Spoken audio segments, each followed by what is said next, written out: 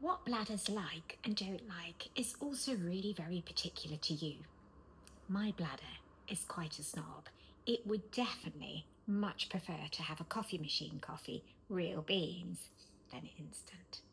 Cup of coffee from a machine or out, and I can do an hour comfortably with my bladder. Instant, 20 minutes max, and I'm like, I need a wee.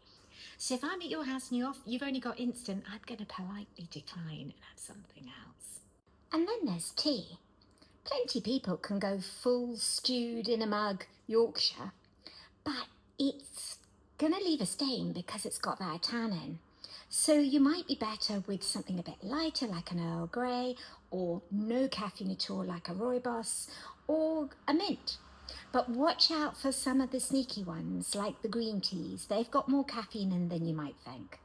You might be surprised to know that fizzy water can cause a bit of trouble for some bladders.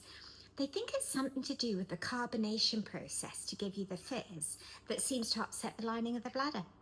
Quite an odd one, but if you do drink a lot of fizzy water and you've noticed your bladder's always a bit irritable, might be one to try cutting down on or skipping a few days and see what it does. And then finally, there's just the small question of what we drink in the evenings. Funnily, a friend of mine at university spent an awful lot of time at the GP with a problem bladder and a problem gut, only to sheepishly admit years later that it might have been the quantity of alcohol she was drinking in the evenings that was causing the problem in the first place. So again, see what your bladder really does or doesn't like. I've had clients who absolutely can't drink beer or prosecco or fizz, but they're fine with a gin and tonic. I'm better with spirits, not so good with beer, red wine maybe.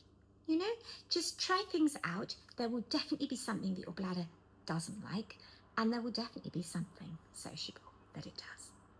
Enjoy.